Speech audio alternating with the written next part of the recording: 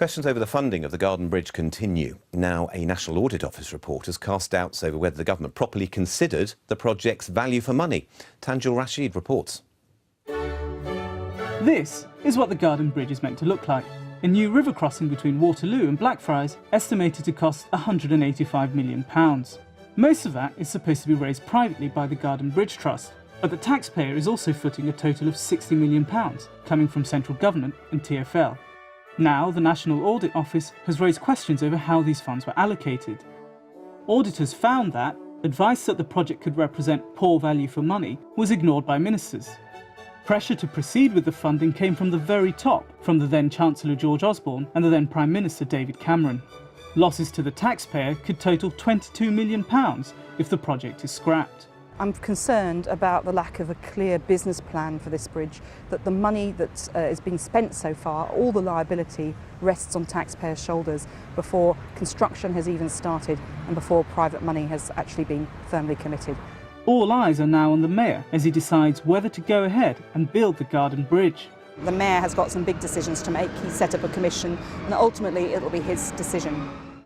Although £37 million have already been spent developing the project, it's now increasingly uncertain whether the Garden Bridge will ever amount to anything more than these CGI graphics.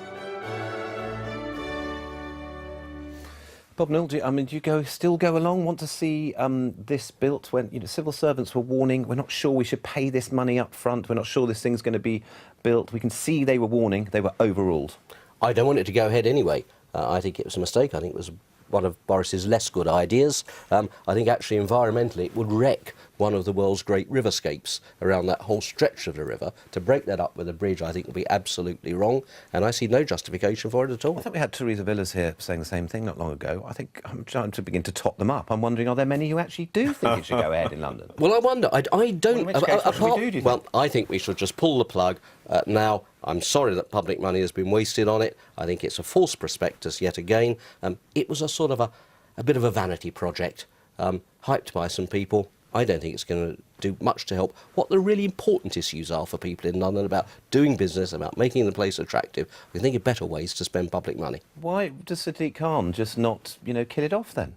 Well, I think he has to justify backtracking on it if that's what he concludes to do, and I hope that he does. I think it's insulting, not just a vanity project, and I agree with Bob's conclusion.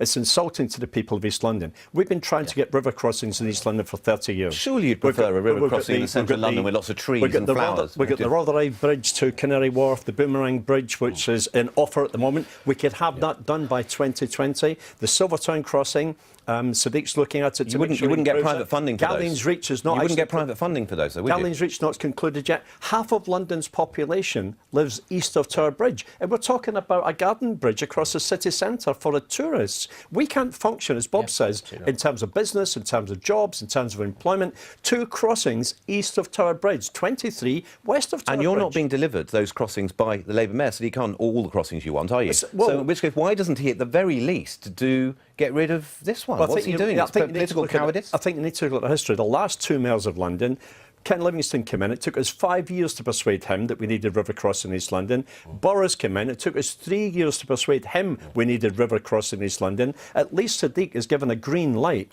to the crossing at Silvertown and said on this one, I'm reviewing it. You're on the other side of the river, Bob. You accept that, nodding your head. At least he has. Absolutely. We're in South East London. I think Jim's totally right. That's where we really need the crossings. That's where the growth is. That's where the pressure is. Much better to do that. OK, let's move on.